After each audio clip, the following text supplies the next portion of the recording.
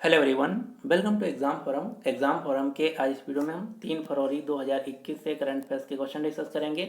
आज के इस वीडियो का जो पीडीएफ फाइल है आप हमारे टेलीग्राम चैनल से डाउनलोड कर सकते हैं, जिसका लिंक नीचे डिस्क्रिप्शन बॉक्स में दिया हुआ है, या आप टेलीग्राम पर जाकर डायरेक्ट एग्जाम फोरम के नाम से सर्च कर सकते हैं, जहाँ पर सारी पीडीएफ एक साथ अपलोडेड हैं। तो चलिए शुरू करते हैं अब आज का वीडियो। आज का पहला क्वेश्चन है, हर साल विश्व आर्द्र भूमि दिवस वर्ल्ड वेटलैंड डे कब मनाया जाता है? तो हर साल विश्व आर्द्र भूमि दिवस मनाया जाता है 2 फरवरी को, यानी कि इस क्वेश्चन का सही आंसर है बी। जो इस साल विश्व आर्द्र भूमि दिवस मनाया गया है, इसका थीम है, विषय है wetlands and water. Wetlands and water 2021 के विश्व आर्द्र भूमि दिवस का थीम है, विषय है। जबकि जो विश्व जल दिवस है, वर्ल्ड वाटर डे है, ये हर साल मनाया जाता है 22 मार्च को। यहाँ पर बात की गई है आर्द्र भूमि की, तो हम जान लेते हैं कि आर्द्र भूमि या वेटलैंड एरिया किसे कहते हैं।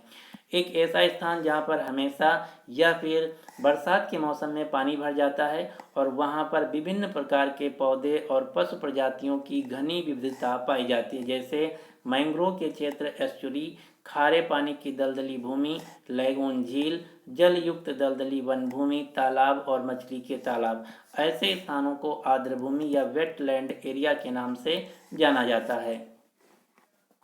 यहाँ पर दूसरा क्वेश्चन ये बनता है कि जो विश्व आर्द्र भूमि दिवस है, ये 2 फरवरी को ही क्यों मनाया जाता है? क्योंकि 2 फरवरी 1971 में ईरान का एक शहर है जिसका नाम है रामसर, वहाँ पर एक सम्मेलन आयोजित किया गया। इस सम्मेलन में डिसाइड किया गया कि जो दुनिया भर के आर्द्र भूमि हैं, इनको चिन्हित किया जाएगा और उन्हें रामसर साइट का दर्जा दिया जाएगा। क्योंकि जो आर्द्र भूमि स्थान है, ये लगातार घट रहे हैं, इन पर अतिक्रमण हो रहा है, तो इनको संरक्षित करने के लिए 2 फरवरी 1971 में ईरान के शहर रामसर शहर में एक कन्वेंशन किया गया, एक सम्मेलन किया गया। इसीलिए हर साल 2 फरवरी को ही विश्व आर्द्र भूमि दिवस मनाया जाता है। हाल ही में आरआरबी एनटीपीसी के एग्जाम में क्वेश्चन पूछा गया था कि वर्तमान में भारत में कुल कितने रामसर साइट हैं? तो वर्तमान में भारत में कुल 42 रामसर साइट हैं। भारत में पहली रामसर साइट का दर्जा दिया गया था चिल्का झील को, जो कि उड़ीसा राज्य में स्थित है, 1981 में। 1981 में भारत में पहली बार रामसर साइट का दर्जा दिया गया था चिल्का झील को। वर्तमान में भारत में कुल 42 रामसर साइट हैं। अगर एग्जाम में क्वेश्चन पूछा जाए कि भारत में वर्तमान में कुल विश्व धरोहर स्थल कितने हैं, यूनेस्को वर्ल्ड हेरिटेज साइट हैं, तो वर्तमान में भारत में कुल 38 वर्ल्ड हेरिटेज साइट हैं। वर्ल्ड हेरिटेज साइट जिसमें वन क्षेत्र, पर्वत, झील, मरुस्थल, स्मारक, भवन या शहर आदि शामिल होते हैं। जो वर्ल्ड हेरिटेज साइट है, यह दिया जाता है यूनेस्को के द्वारा। यूनेस्को जिसका मुख्यालय है फ्रांस की राजधानी पेरिस में। अगला क्वेश्चन है, हाल ही में फेसबुक कंपनी ने अपना पहला मुख्य अनुपालन अधिकारी सीसीओ, चीफ कंप्लायंस ऑफिसर, किसे नियुक्त किया है? तो हाल ही में फेसबुक कंपनी ने अपना पहला मुख्य अनुपालन अधिकारी नियुक्त किया है हेनरी मोनिज को, यानी कि इस क्वेश्चन का सही आंसर है सी। आप ये जो फोटो में देख रहे हैं, ये है फेसबुक कंपनी के पहले चीफ कंप्लायंस ऑफिसर, मुख्य अनुपालन अधिकारी। मुख्य अनुपालन अधिकारी जो कि कंपनी के लीगल यानी कि कानूनी और इथिकल यानी कि नैतिक डिपार्टमेंट का हेड होता है। फेसबुक कंपनी जो कि अमेरिका की सोशल नेटवर्किंग साइट है, फेसबुक कंपनी के फाउंडर और सीईओ हैं मार्क जकरबर्ग। अब आपको यहाँ से 4 कंपनियों के नाम याद रखने हैं जो कि इस समय सबसे ज़्यादा चर्चा में है। कौन कौन सी? पहली है व्हाट्सएप। व्हाट्सएप इस समय अपनी प्राइवेसी पॉलिसी को लेकर सबसे ज़्यादा न्यूज़ में है। व्हाट्सएप कंपनी की स्थापना की गई थी जैन कुम तथा ब्रायन एक्टन के द्वारा। वर्तमान में व्हाट्सएप कंपनी के हेड और सीईओ हैं विल चैटकार्ट। इंस्टाग्राम कंपनी की स्थापना की गई थी केविन सिस्ट्रोम तथा माइक केरिजर के द्वारा, और इन दोनों कंपनियों व्हाट्सएप और इंस्टाग्राम को खरीद लिया है फेसबुक कंपनी ने, यानी कि व्हाट्सएप और इंस्टाग्राम की पेरेंट ऑर्गेनाइजेशन है फेसबुक कंपनी। टेलीग्राम कंपनी के सीईओ हैं पवेल डोरो।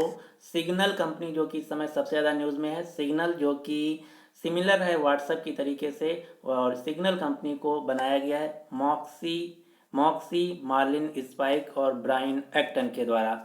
वर्तमान में सिग्नल कंपनी के सीईओ हैं ब्रायन एक्टन।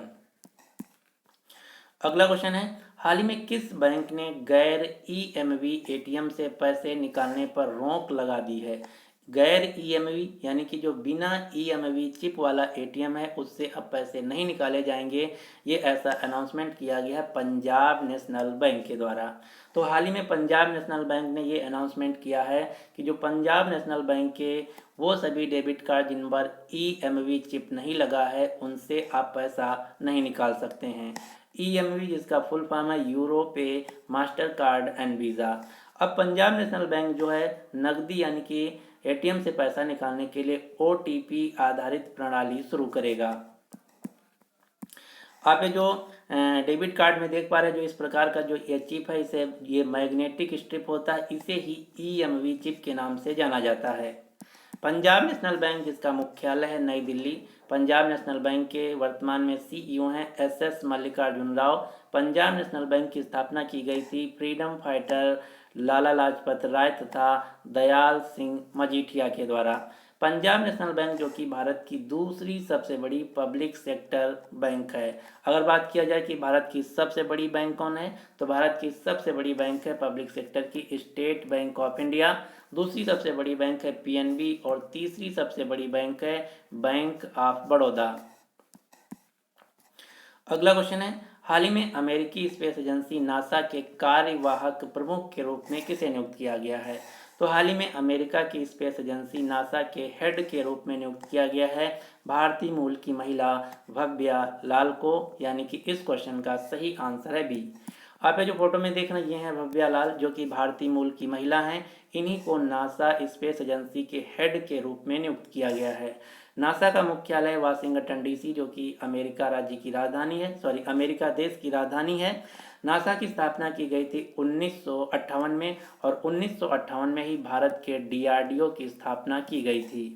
नासा का फुल फॉर्म है national aeronautics and space administration. यहाँ पर मैंने 3 अन्य व्यक्तियों के नाम लिख रखा है, कौन कौन से? रतन लाल, कमला हैरिस और सेतुरामन पंचनाथन।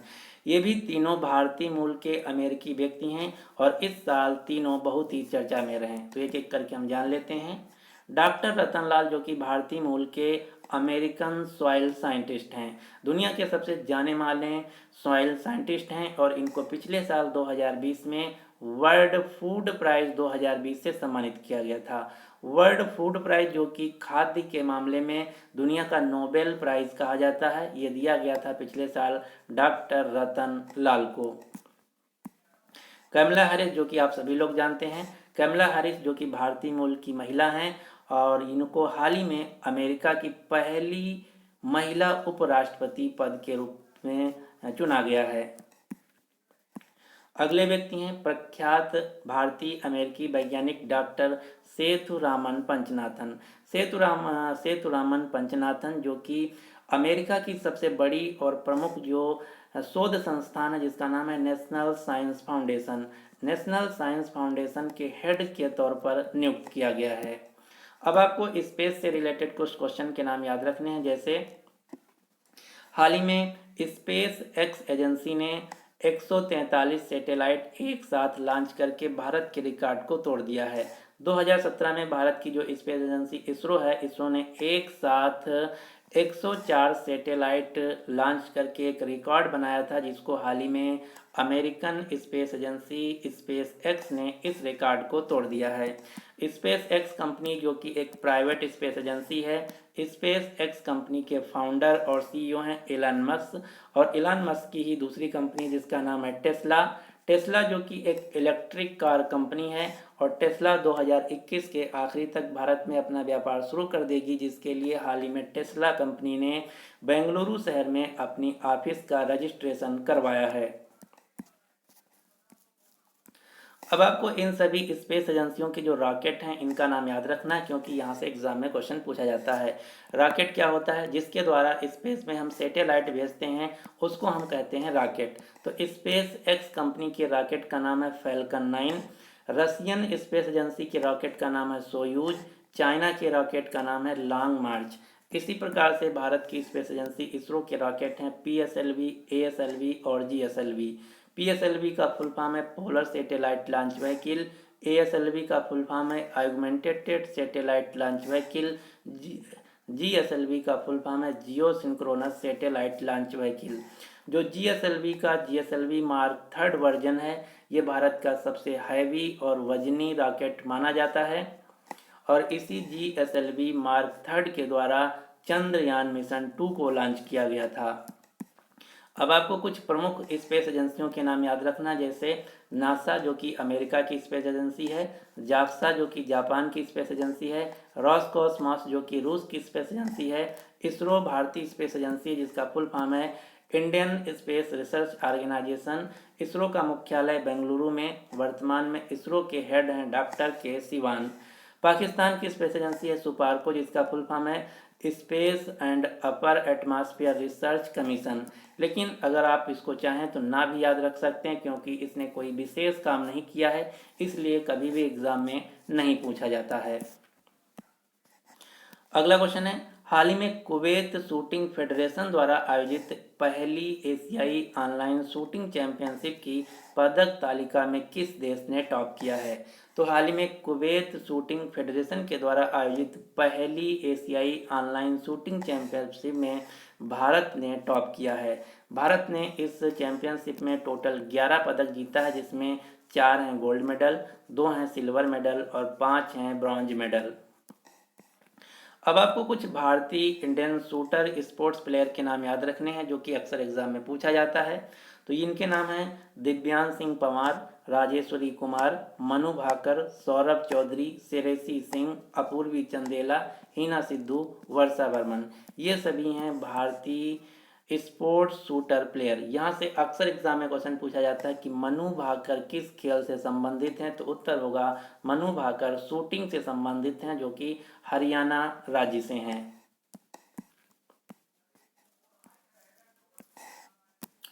अगला क्वेश्चन है, बजट 2021 के अनुसार देश में कितने मेगा इन्वेस्टमेंट टेक्सटाइल पार्क स्थापित किए जाएंगे? तो बजट 2021 जो कि हाल ही में 1 फरवरी को प्रस्तुत किया गया है, इसमें बताया गया है कि भारत में total 7 mega investment textile park स्थापित किए जाएंगे और इसके लिए एक योजना चलाई जाएगी। इस योजना का नाम है मित्रा योजना। मित्र योजना के तहत मेगा इन्वेस्टमेंट टेक्सटाइल पार्क स्थापित किए जाएंगे भारत में कुल 7।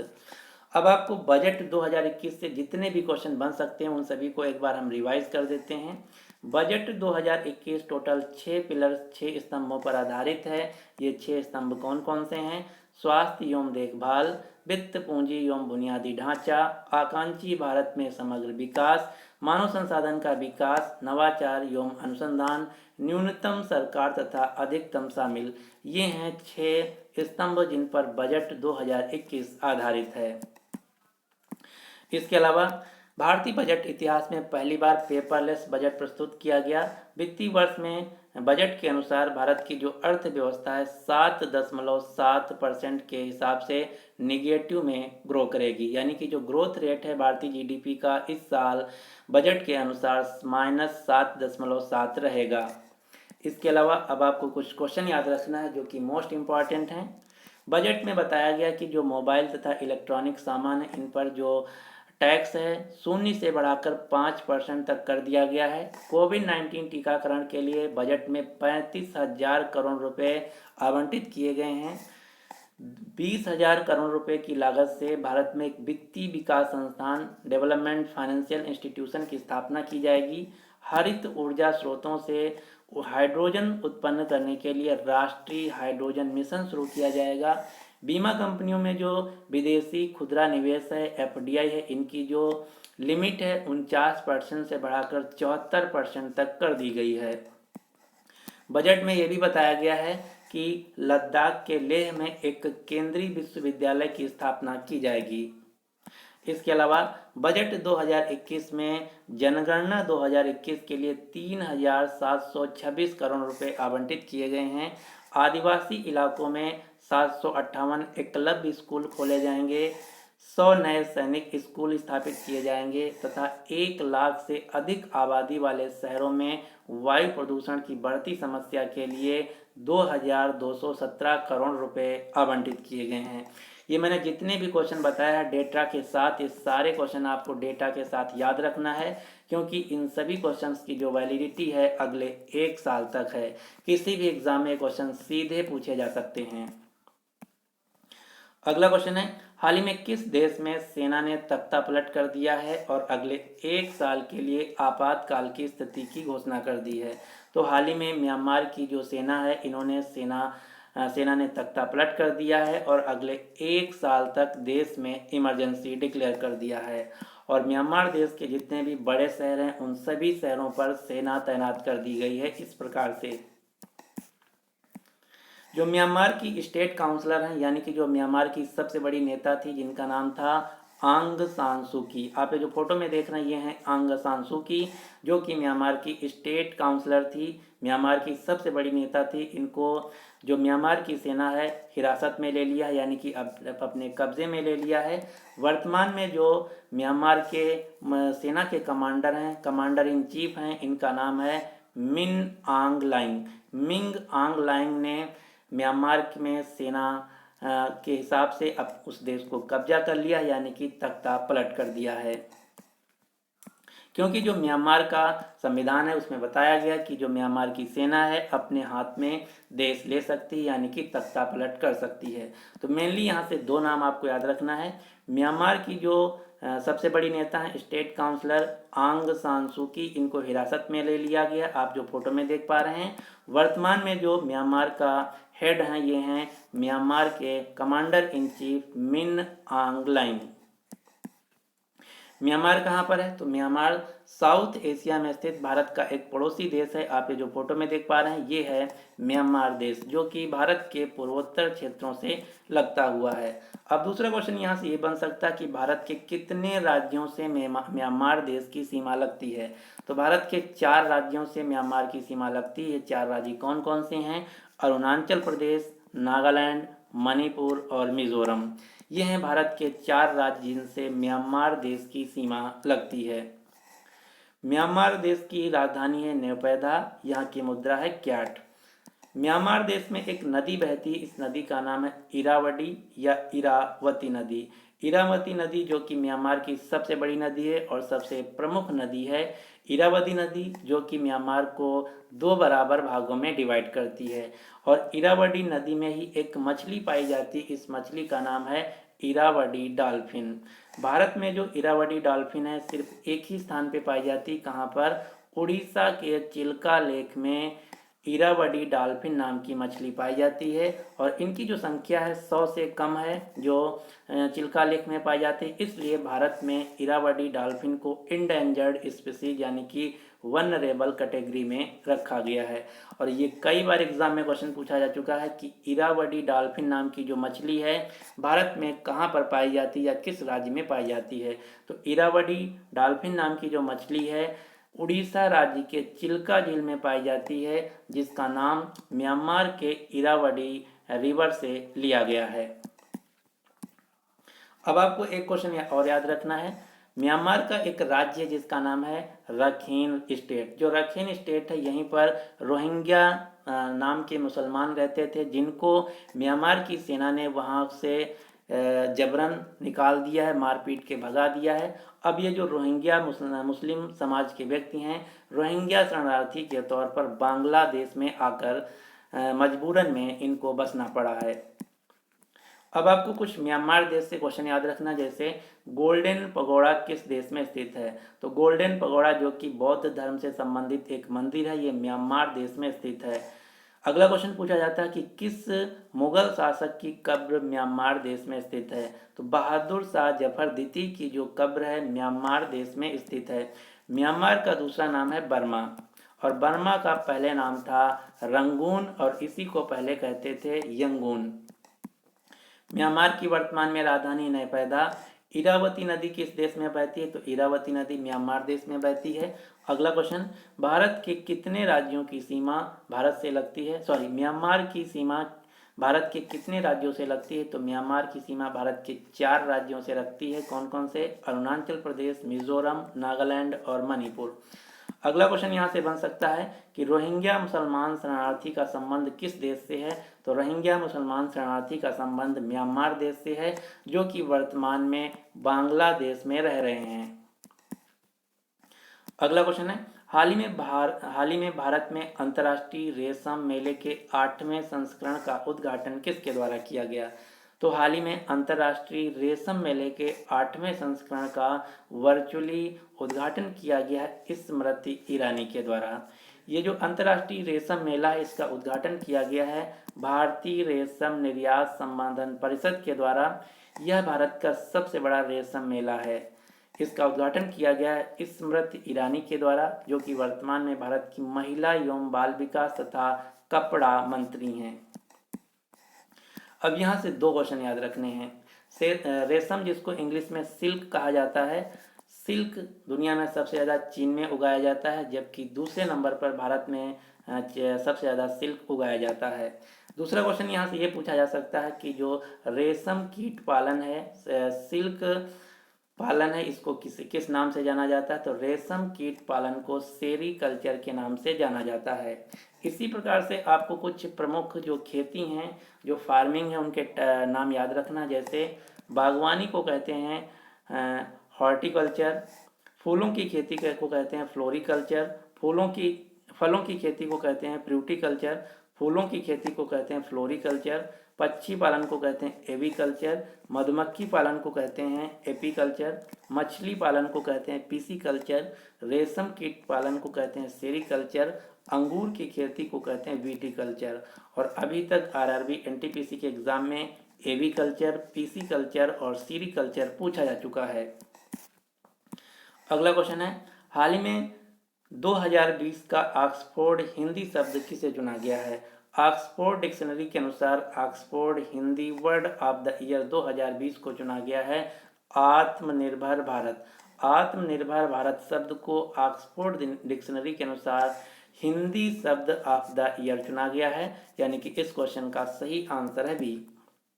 अगला क्वेश्चन है, वर्ष 2020 के लिए उस्ताद बिस्मिल्लाह खां पुरस्कार से किसे सम्मानित किया गया है।